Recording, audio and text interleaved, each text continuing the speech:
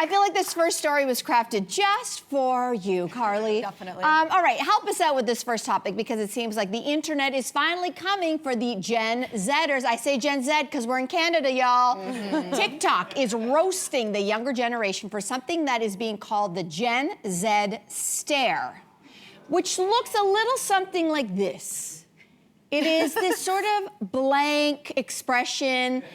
Instead of like a greeting or making small talk, you kind of just stare. And if it wasn't bad enough, they also apparently don't answer the phone with like words. For Gen Z, it's silence on both ends. No greeting, no hello, until the caller. The one who calls is the one who breaks the awkwardness. Carly, on behalf of your entire generation, what is going on with these behaviors? Oh, thank you so much for asking. I'm so excited to talk about it. I love it. I do agree to a certain extent that there is a large subset of Gen Z that does not have social skills. Like, I do think we have to say that. Can I acknowledge it? Yes, there's a lot of people who don't know how to talk and have small talk. But the Gen Z stare is specifically, I believe, in customer service situations where they aren't able to talk to the people who are serving them, or if they're in customer service, they can't do it with the customers. And what is good about the Gen Z stare is that we were kind of raised, if you don't have anything nice to say, don't say anything at all. Right? Okay. And a lot of times people are very rude in customer service. And I implore Like the customer you. is. Yes. Okay. I implore you, if somebody's ever being rude to you, just stare at them.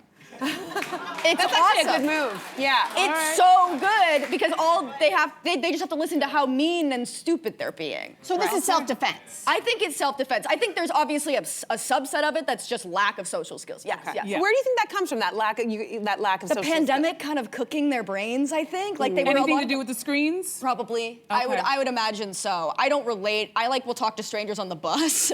But I do think a lot of people in my generation, because of the phones and because a lot of people didn't play outside when they were a kid. Like they'd play video games and the headsets. Yeah. So they don't know how to talk to people face to face. No interpersonal skills. There's a lack, Yeah. definitely. I found the phone thing really interesting because we know we've done away with the landlines that many of us grew up with. And of course, the word hello, I think, was invented specifically by Alexander Graham Bell. Don't ask me a history, but as a word that you would use in order to start conversations.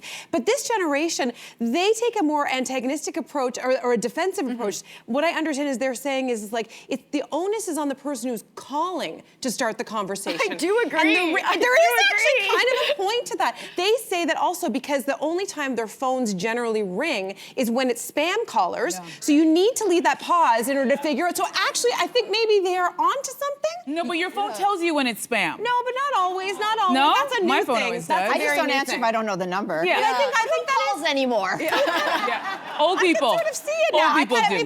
The next generation can kind of invent new things, and that's a new way of looking at it. I'm not mad about You know it. what? I'm going to come to the defense of these young people. I'm going to defend you, even though I'm not from your generation. How are they supposed to know if no one's teaching them? Yeah. If they don't know, that means that someone didn't pull them aside and say, hey, this is how you do this. That's how I learned. I didn't learn by osmosis. I wasn't like some genius child who was like, this is how you answer the phone. I also had landlines, and it was forced on me because I had to talk to my friends. I'd have to actually call their parents' line, talk to Miss Susan for a few minutes, and just be like, yes, how's everything going? How's work? Before I could actually talk to my friend. So I just don't want to, really come down hard on these kids. And if you are having a hard time, there's actually a guy that I saw on TikTok who's handling it perfectly. His handle is called Raising Boys to Men. Take a look at how he teaches his young boys. I want you to show me how you'd ask for your friend to come outside, right?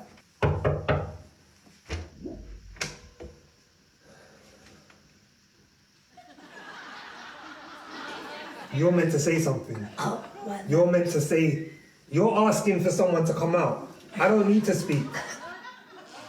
Yeah. Right? So cute. So it's a perfect example of teach. And he's giving the example. It's like you don't realize they don't know. You really do have to hold their hands. That example, but I have taught. I'm going to call myself out. We've watched our son Jaya use a knife and a fork he's 12 years old now. He's terrible at it, just terrible. And I'm just Jason and I are constantly this is how you do it. And he gets mad and he gets defensive and whatever. And I'm just you know what?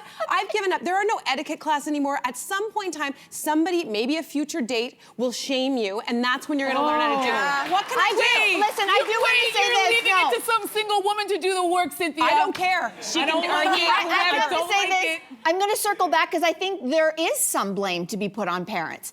I am part of the generation with an 11-year-old that we thought that unleashing this massive, untested social experiment called smartphones on our kids, we thought it was going to end up okay. And we're learning the hard way. It's not okay. The kids are not all right. And this is one of the social crises of our time. There has not been, if you've grown up with a screen in your face, you know, the thing that breaks my heart most, and I'll say this because I was guilty of it too, is walking with my child in a stroller, holding a phone. Oh my gosh, it's so sad. And your child is looking up at you. They have actually looked at how children are delayed in being able to recognize smiles, in being able to recognize sadness. There are delayed social cue development because we're all got our face buried in our phones. So when we look at the Gen Z stare, the Gen Z stare, to me, it's just an extension of this. So I'm trying to take back control. I'm trying to take responsibility for what I thought was going to be okay, and I'm learning the hard way. It's not okay. So this whole summer is Marquez's summer of independence. She's been learning how to go and order things and buy things for herself at the counter. She's going to do self-checkout by herself. She's making her own lunches. She's calling her own friends to organize play dates. Like, I hate to say it, it's old school, and it works. That's amazing. You know what? Yeah. Would you? I love that you have Marqueza doing all that. If she has any extra time, can you get her to call Jaya to teach him how to use the mic? Maybe he'll hear it if he hears it from a peer. You know what I'm saying? I'm looking out for Jaya. Good idea. And Thank you. Future partners. Hey, you, come a bit closer. We've got so many more must-see interviews, spicy debates, lifestyle tips, and pop culture moments. So subscribe to our channel by tapping the logo below and don't miss out.